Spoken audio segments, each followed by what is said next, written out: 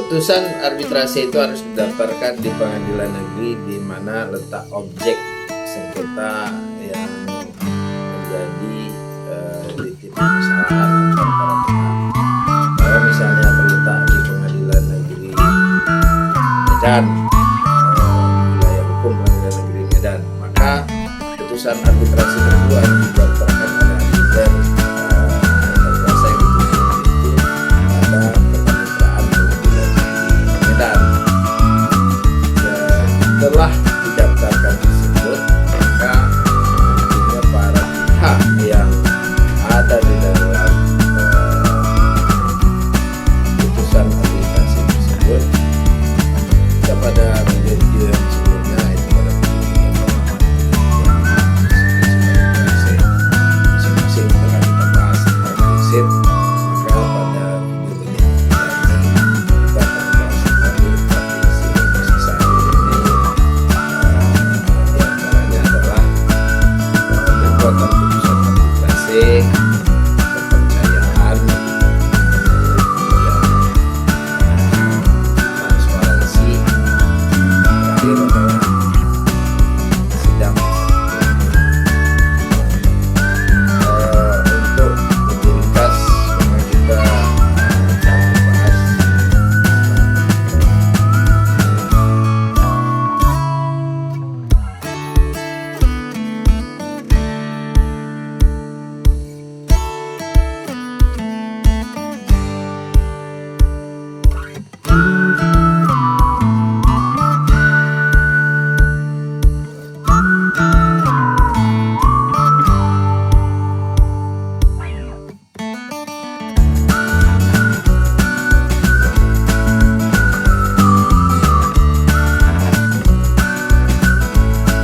Assalamualaikum warahmatullahi wabarakatuh. Saya sahabat putri sekalian,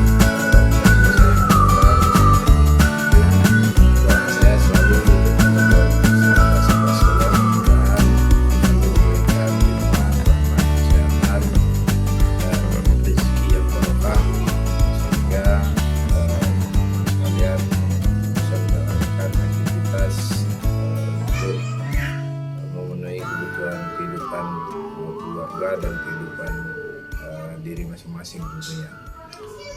Puji syukur kita kehadirat Allah Subhanahu wa taala dengan mengucapkan alhamdulillah sebagai bentuk manusia yang bersyukur atas segala nikmat yang telah kita peroleh selama ini.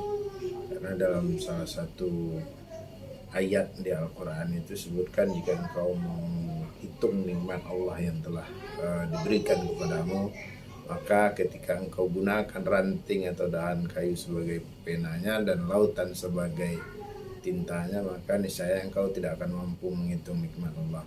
Nah, sebagai bentuk rasa syukur yang terkecil yang bisa kita lakukan adalah dengan mengucapkan alhamdulillahirabbil alamin.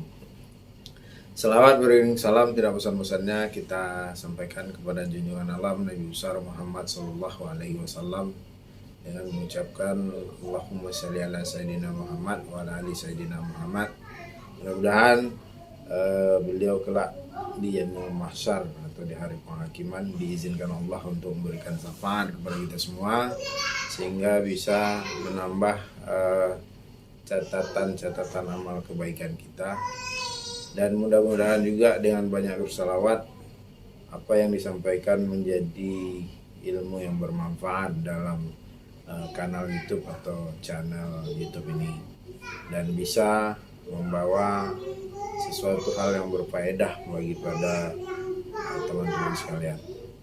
Nah, kita pada pembahasan kali ini masih tentang seputaran prinsip-prinsip yang ada di dalam arbitrase. Nah, seperti yang sudah saya jelaskan sebelumnya, ada 12 prinsip yang di dalam arbitrase yang juga sudah saya ulas di dalam buku saya. Dalam beberapa waktu dekat mudah-mudahan bisa beredar di pasaran untuk bisa dijadikan salah satu referensi belajar bagi rekan-rekan ataupun bagi mahasiswa atau siapa saja yang ingin mendalami tentang ilmu arbitrase. Nah, Jika pada video atau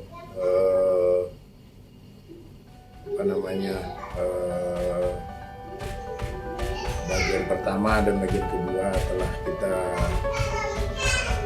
bahas atau kita ulas secara ringkas tentang prinsip-prinsip yang ada di arbitrase ini, maka pada video yang ketiga ini kita akan membahas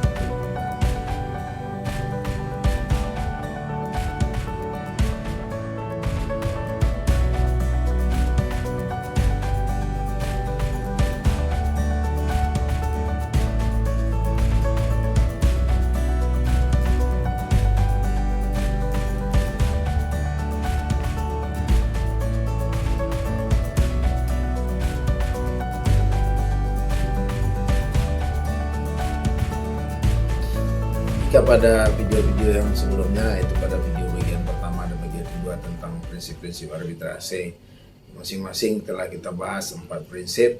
Maka pada video bagian ketiga ini kita akan membahas kembali 4 prinsip yang tersisa, yaitu diantaranya adalah kekuatan putusan arbitrase, kepercayaan, dan ketiga transparansi. Yang terakhir adalah sidang yang tertutup untuk umum. Nah, untuk lebih ringkas, maka kita akan membahas secara garis besar atau secara gambaran umum tentang prinsip-prinsip yang ada di dalam arbitrase pada video yang ketiga ini.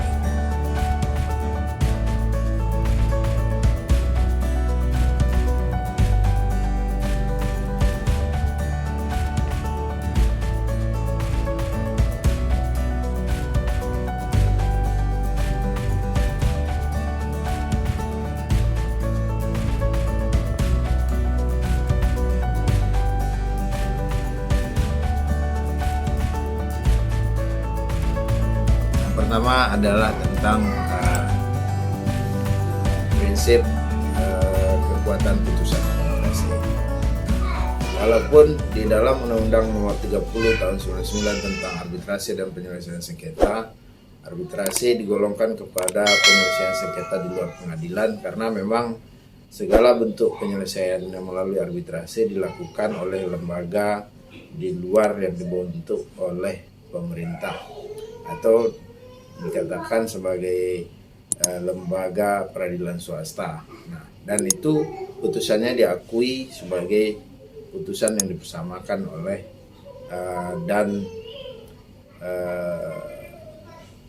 dipersamakan oleh undang-undang dengan putusan pengadilan negeri. Nah, prinsip kekuatan putusan di sini bukan sekedar dipersamakan, tapi juga putusan arbitrase pada prinsipnya sama dengan atau bentuknya sama dengan putusan yang ada di pengadilan negeri. Yang pertama harus ada hira-hira putusan. Hira-hira putusan itu adalah bagian utama di antara putusan yang bisa menentukan putusan itu bisa dieksekusi atau tidak. Di mana letak hira-hira putusan, maka jika sobat-sobat sekalian memperoleh putusan arbitrase, tapi hal ini mungkin sesuatu hal yang agak sulit diperoleh karena sifat dari putusan arbitrase itu tidak pernah dipublikasikan kecuali oleh para pihak yang bersengketa.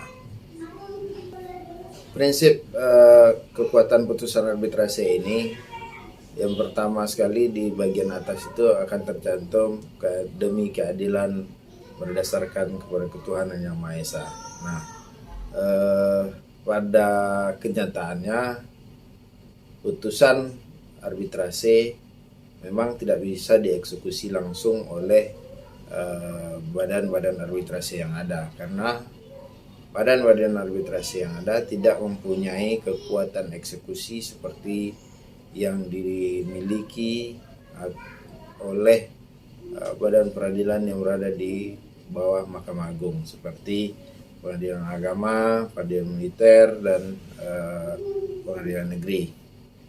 Jadi pengadilan tata usaha negara tidak pernah melakukan eksekusi terhadap putusan. Nah, di dalam kekuatan putusan arbitrase ini, untuk dapat dilaksanakan putusan arbitrase tersebut, maka dalam waktu 30 hari setelah putusan itu diucapkan, maka arbiter atau kuasa dari arbiter yang memutuskan sengketa tersebut harus mendaftarkan putusan yang telah dibuatnya tersebut kepada pengadilan negeri untuk dapat dilakukan permohonan eksekusi oleh para pemohon. Nah, pada prinsipnya yang harus mendaftarkan putusan tersebut adalah arbiter yang memeriksa dan mengadili perkara tersebut, atau kuasa arbiter yang ditunjuk itu dalam waktu yang sudah dibatasi oleh undang-undang, yaitu selama maksimal 30 hari. Nah, apa akibat hukum dari pendaftaran putusan yang dilakukan oleh arbiter ini seandainya lewat dari 30 hari? Nah, kalau untuk pembahasan hal akibat hukum ini akan kita bahas dalam video khusus selanjutnya. Tapi kita pada video kali ini hanya menggambarkan, atau saya hanya menyampaikan tentang prinsip-prinsip sisa yang ada di dalam arbitrase yang saya ulas di dalam buku saya yang 12 prinsip. Nah, berdasar putusan arbitrase itu harus didaftarkan di pengadilan negeri di mana letak objek sengketa yang menjadi titik permasalahan antar para pihak. Kalau misalnya terletak di pengadilan negeri Medan, di wilayah hukum pengadilan negeri Medan, maka putusan arbitrasi tersebut harus didaftarkan oleh arbiter atau kuasa yang ditunjuk untuk itu pada kepanitraan pengadilan negeri Medan. Nah, setelah didaftarkan tersebut, maka nantinya para pihak yang ada di dalam putusan arbitrasi tersebut, sengketa yang telah diperiksa dan diadili melalui proses arbitrasi, apabila setelah selesai, maka putusan tersebut harus didaftarkan oleh arbiter atau kuasa yang telah ditunjuk itu di pengadilan negeri. Nah, pengadilan negeri yang mana yang harus didaftarkan putusan tersebut?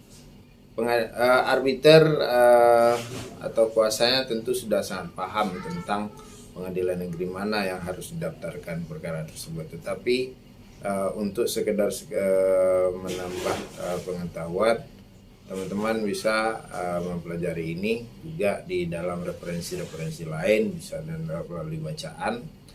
Nah, putusan yang telah selesai atau diucapkan oleh sidang majelis arbitrase harus didaftarkan dalam waktu 30 hari seperti yang telah saya jelaskan tadi di pengadilan negeri di mana objek sengketa itu berada. Misalnya ketika selesai pemeriksaan arbitrase dilakukan, objek sengketa ada di wilayah pengadilan negeri Bandung, maka putusan arbitrase tersebut harus didaftarkan di kepanitraan pengadilan negeri Bandung. Nah, setelah putusan tersebut terdaftar, maka para pihak yang ada di dalam proses penyelesaian arbitrasi tersebut punya pilihan apakah akan menyelesaikan atau melaksanakan isi putusan tersebut secara sukarela atau melalui upaya paksa eksekusi oleh kepanitraan pengadilan melalui perintah ketua pengadilan negeri tentunya. Itu adalah prinsip tentang kekuatan putusan.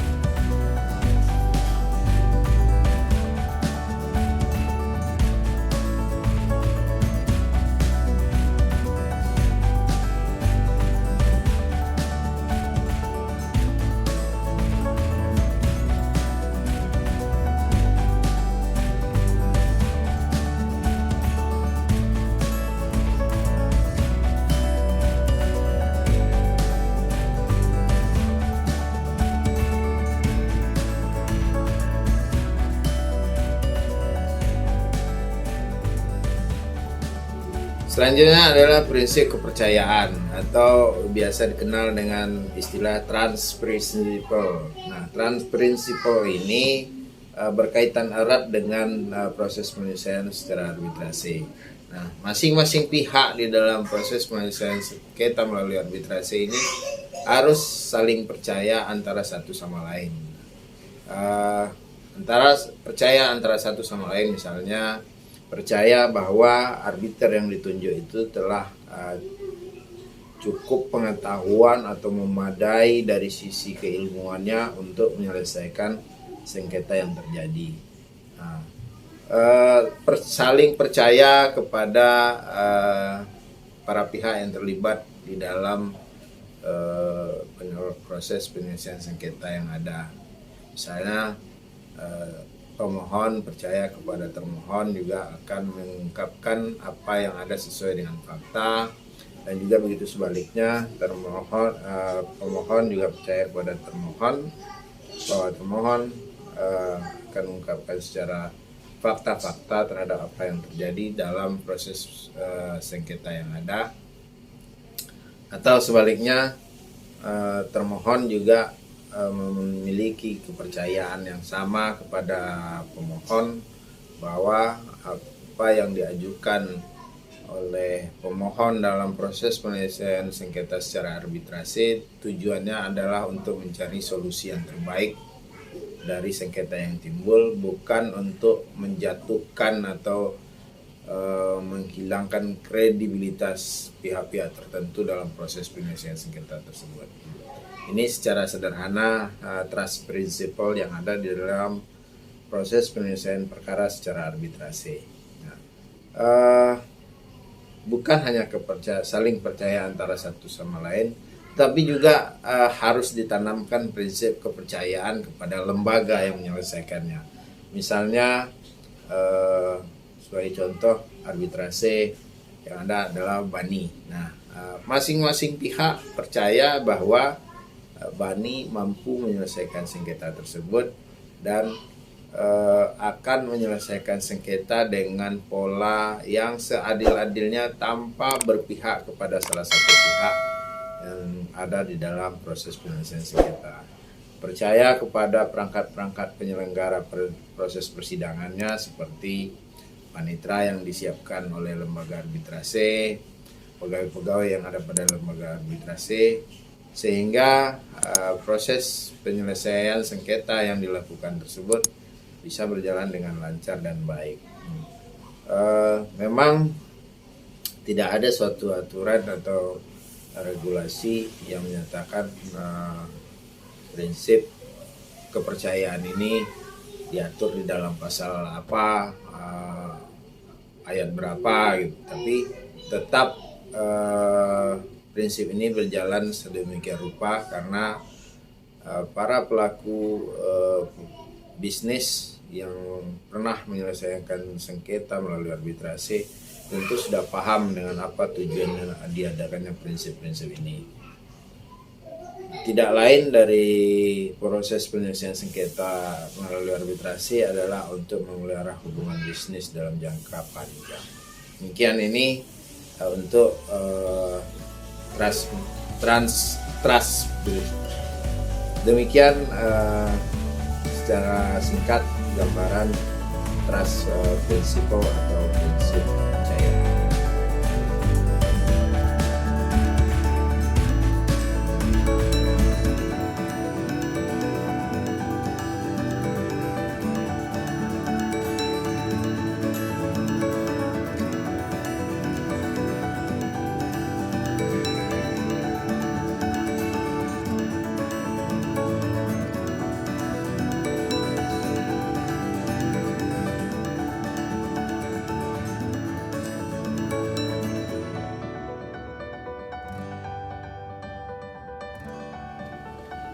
Prinsip yang ketiga prinsip ketiga yang perlu saya sampaikan dari 12 prinsip yang ada adalah transparansi atau transparansi principle, suatu prinsip yang dianggap sebagai salah satu ruhnya penyelesaian sengketa melalui arbitrase adalah saling terbuka. Nah, yang dimaksud dengan saling terbuka di sini adalah saling terbuka dalam penyampaian atau menggali informasi yang dilakukan oleh arbiter atau majelis arbitrase, sehingga memperoleh informasi yang benar-benar valid dari para pihak yang bersengketa, yang pada akhirnya akan berimplikasi kepada putusan yang akan dibuat oleh arbiter atau majelis arbitrase. Nah, saling terbuka dalam menyampaikan informasi ini sebagai contohnya, misal para pihak menyampaikan bukti-bukti yang bersamaan atau menyampaikan saksi-saksi kepada arbiter atau majelis arbitrase.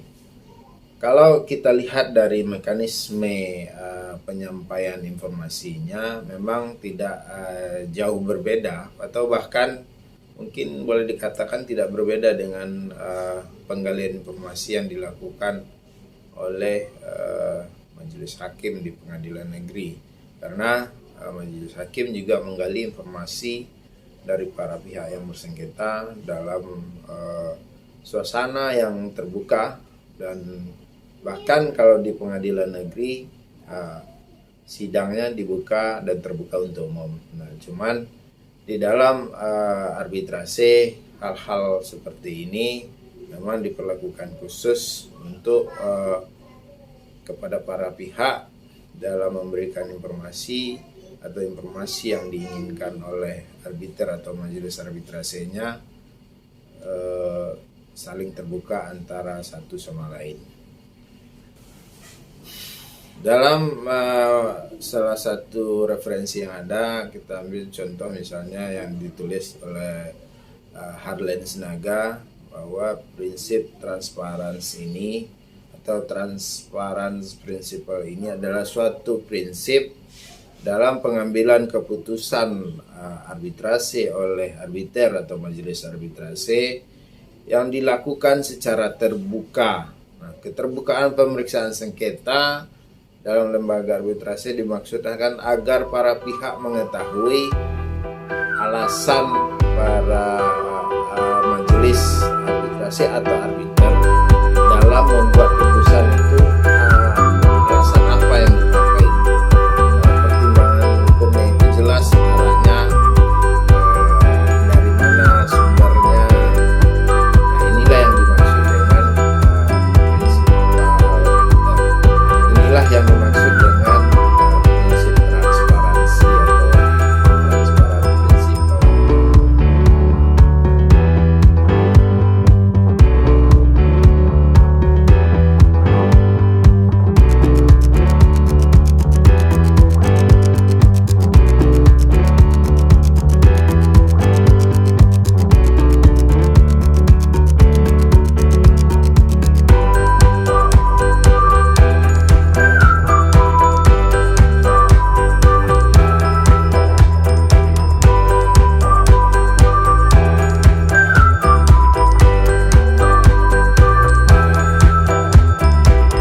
Bagian terakhir dari prinsip arbitrase ini atau bagian ke-12 kalau dari keseluruhan prinsip arbitrase yang saya tulis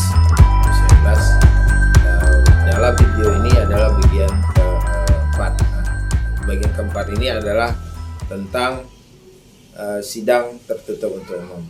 Sesuai dengan pasal 27 Undang-Undang Nomor 30 tahun 99 tentang arbitrase dan alternatif penyelesaian sengketa, berbunyi bahwa seluruh bentuk pemeriksaan di dalam sidang arbitrase oleh arbiter atau majelis arbitrase dilakukan secara tertutup untuk umum. Nah, secara regulasi sudah jelas bahwa sidang atau pemeriksaan sengketa yang dilakukan melalui arbitrase itu adalah tertutup untuk umum. Berbeda eh,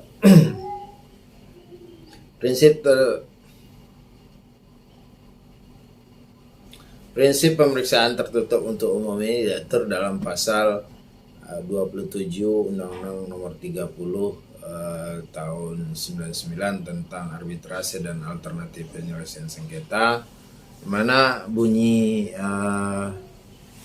pasal tersebut adalah semua pemeriksaan sengketa arbitrase oleh arbiter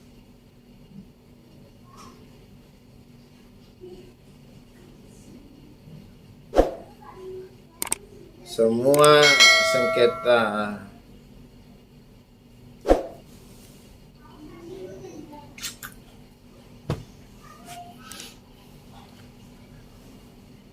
prinsip pemeriksaan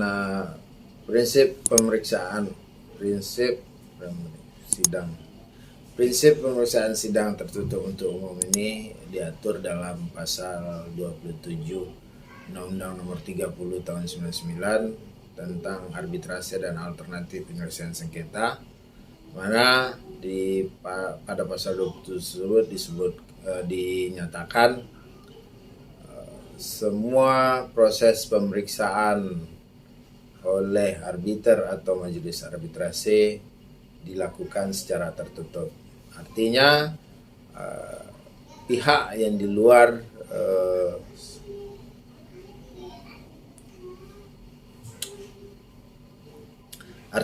para pihak yang di luar sengketa atau di luar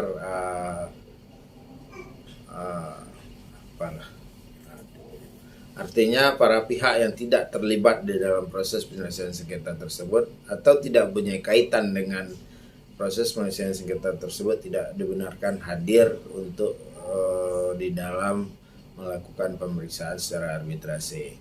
Nah, disinilah letak perbedaan yang sangat signifikan dengan proses penyelesaian sengketa yang dilakukan oleh pengadilan negeri.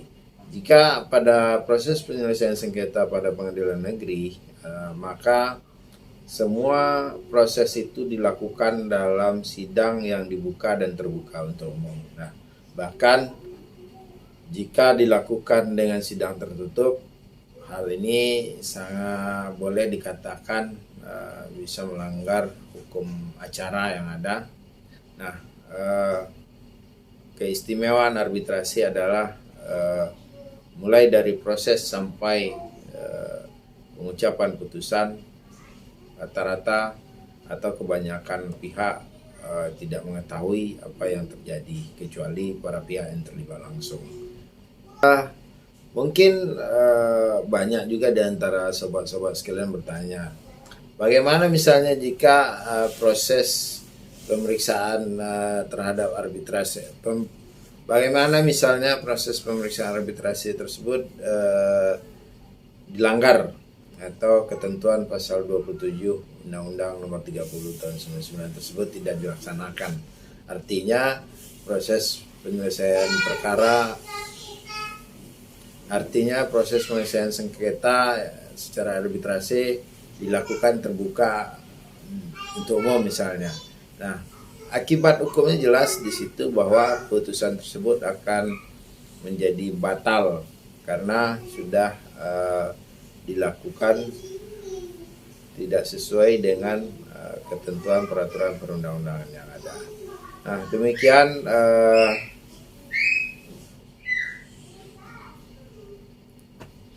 demikian sobat-sobat GPD sekalian, gambaran singkat tentang prinsip-prinsip yang ada di dalam arbitrase sebagai alternatif penyelesaian sengketa di luar pengadilan.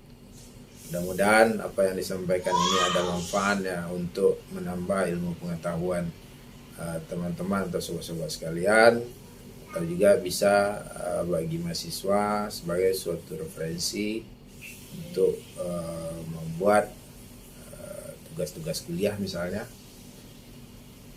Lebih dan kurang sobat-sobat sekalian, prinsip-prinsip bagian ketiga atau bagian terakhir dari prinsip-prinsip yang ada 12 setelah saya bagi 3 jadi 44 prinsip pada setiap pembahasan video.